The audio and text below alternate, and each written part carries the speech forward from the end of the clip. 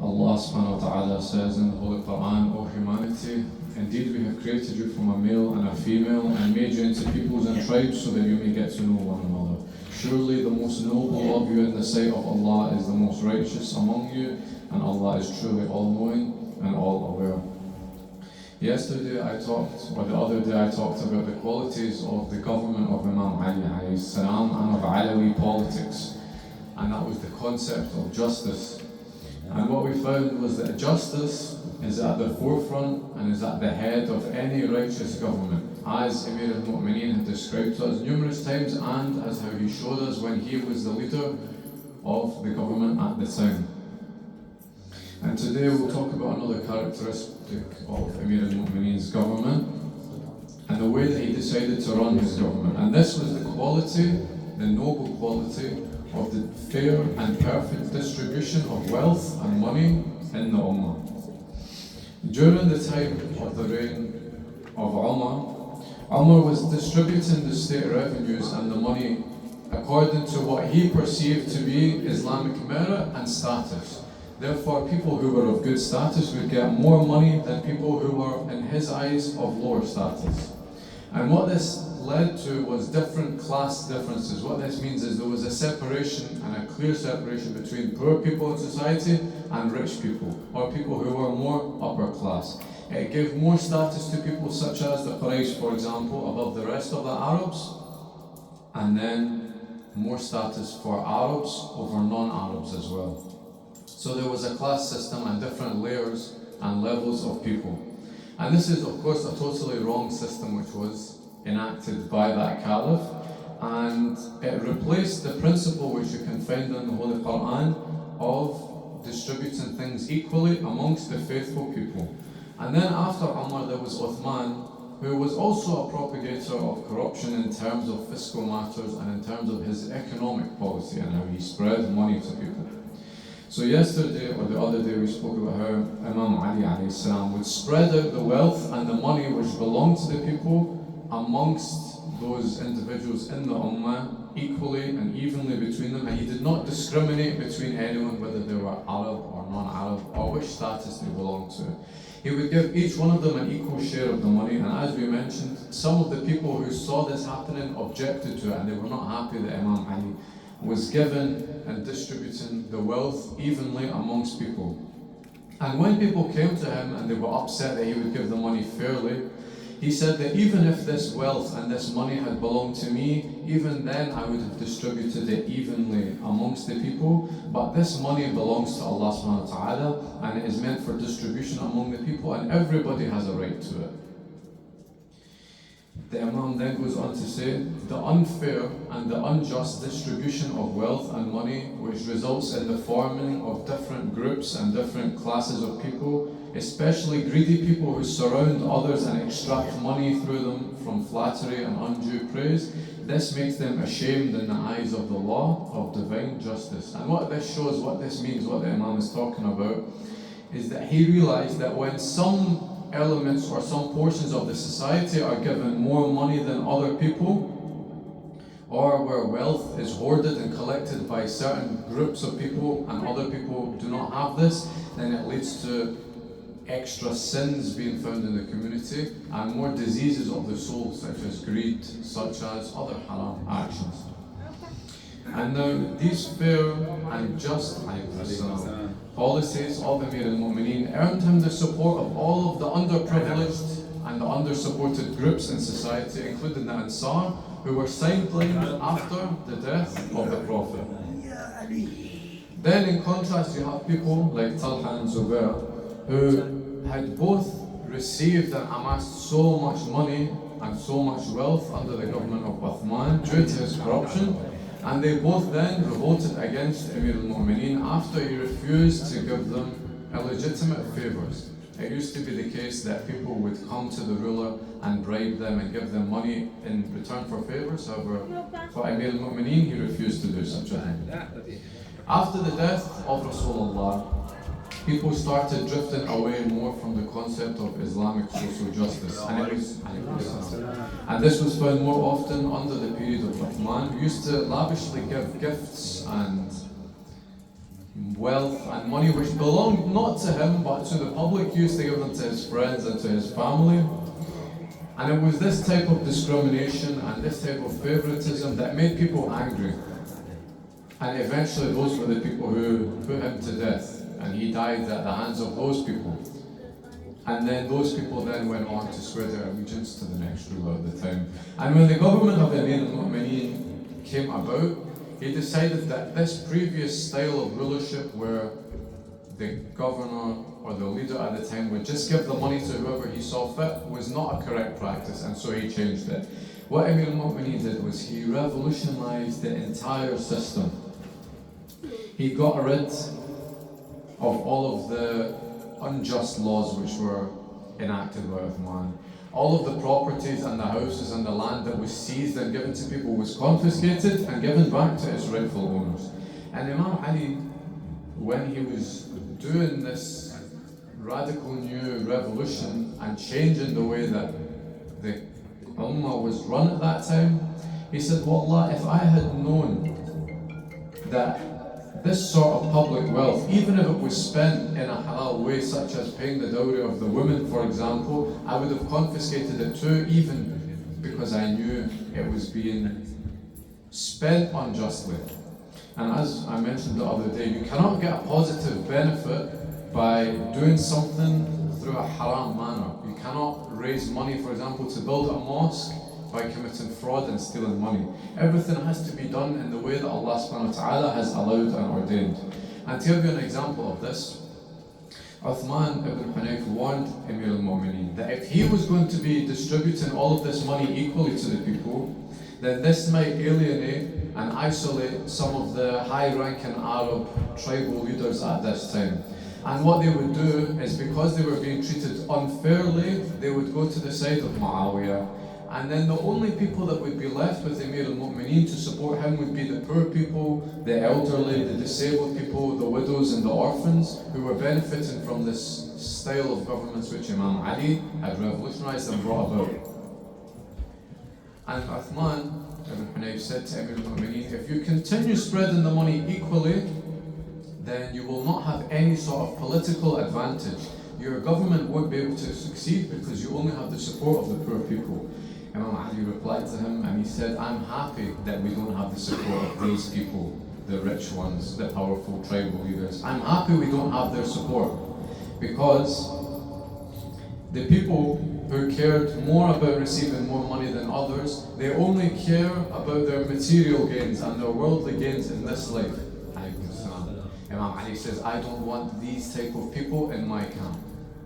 The people who care about money and gaining status and wealth, these are not the people who belong to the camp of Amir al-Mu'mineen. And as for the poor people, Imam Ali said that his aim was to serve them by giving them their rights which they were due, which the Holy Quran has mentioned and talked about. And if you want to know the extent to which the Imam was so committed to this principle, I'll give you an example. When the Imam was visited by private guests, people used to come to his house. One evening they came to his house and he was sitting in the dark with a candle. When the guests came in, he blew out the candle and extinguished it and then lighted another new one. And they asked him, why would you burn out this candle if there was still a lot of wax left and you still could have used it? He said that this wax was bought using the public money, the government money, which is meant for the people. And this new candle which I lit was something which I personally own. Whilst you are in my presence discussing personal things, I will not use something which is meant for the people. You would think then that such a strict precaution which the Imam takes, for example, with the government property and money, was just given to the public money. It wasn't restricted to him.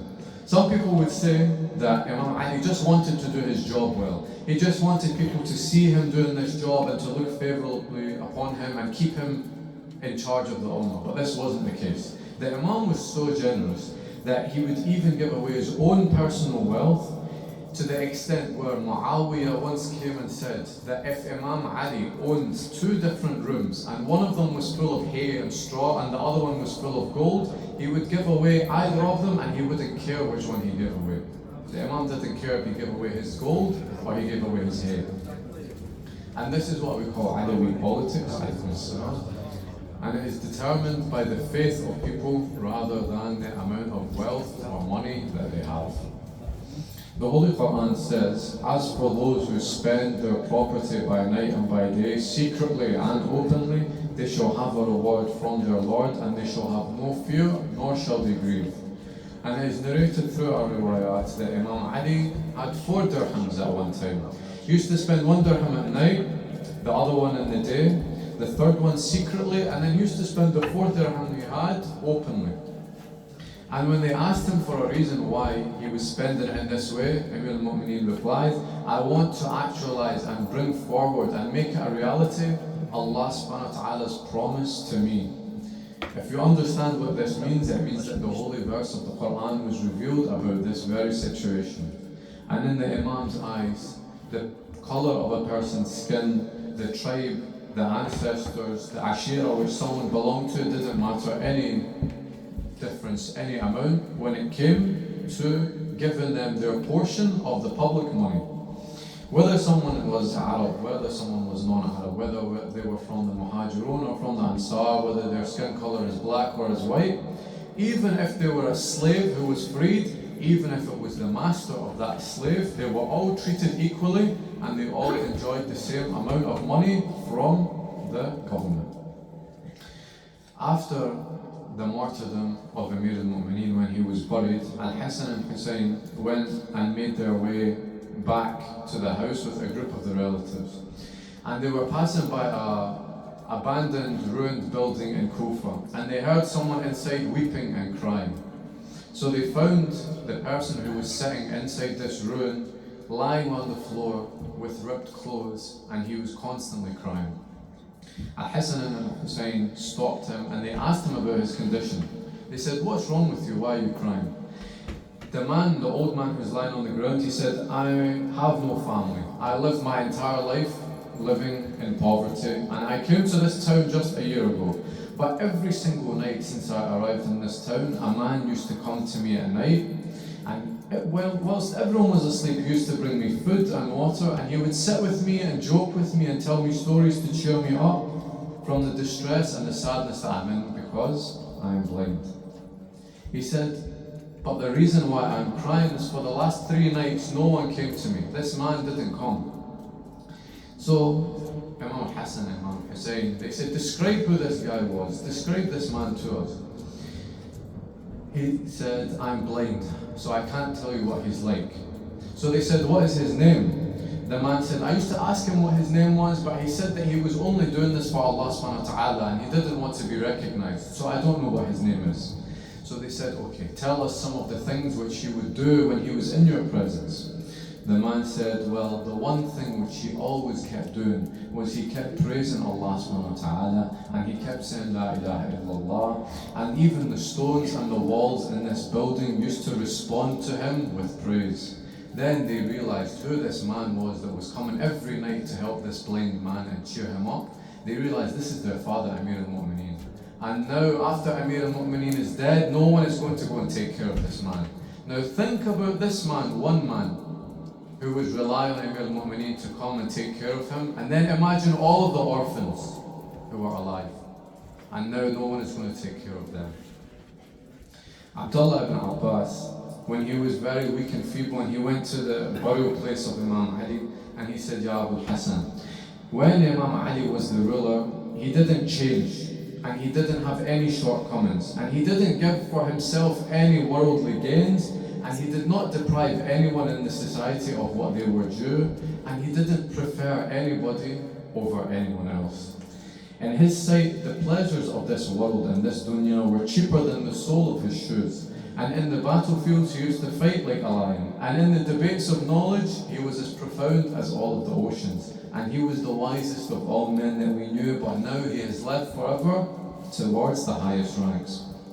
And so we arrive tonight at reading about the tragedy of Amir al-Mu'mineen and the recital of the maqtal of Amir al-Mu'mineen.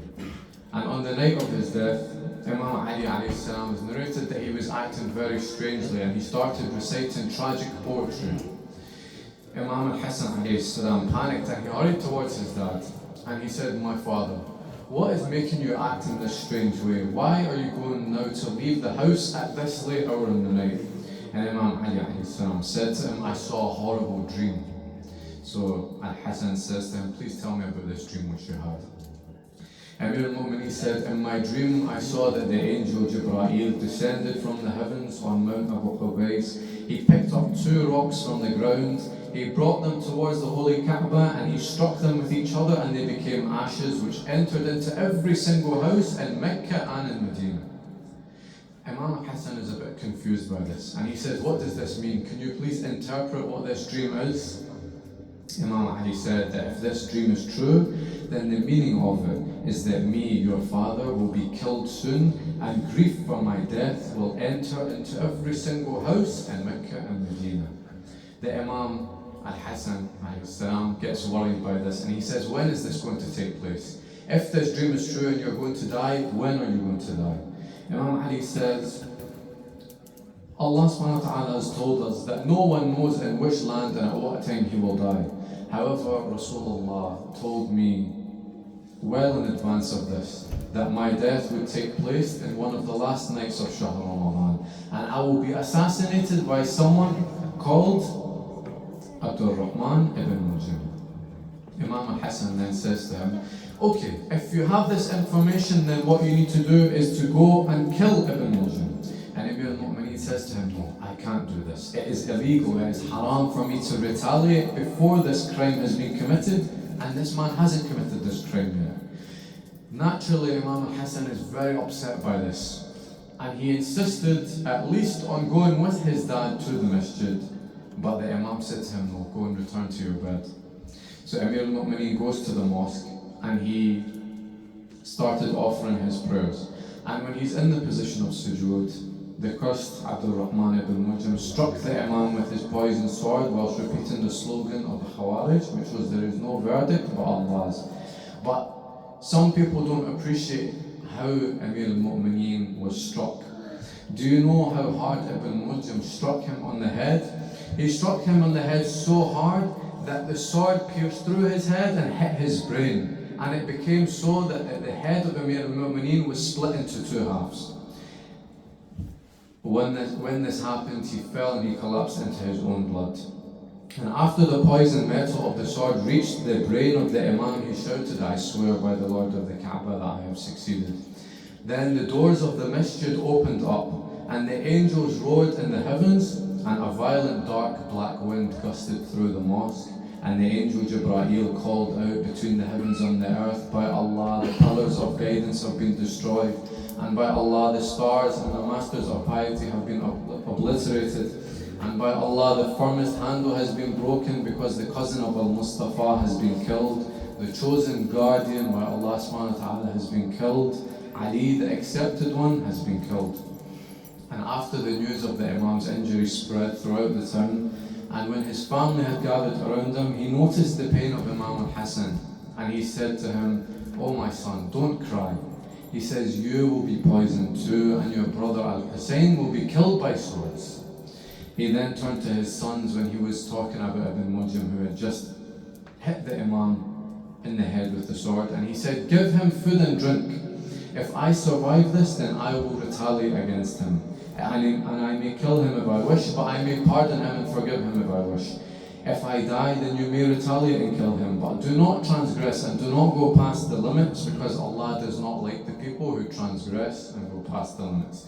And this is the akhlaq, and this is the belief system of the Imam that we follow. This is the ideology that we follow. This is the path of the Ahlul Bayt and the path of Islam, the most pure path which Allah subhanahu wa ta'ala has asked for us to follow. And that is why we call ourselves Shi'at Amir al-Mu'mineen and followers of Imam Ali.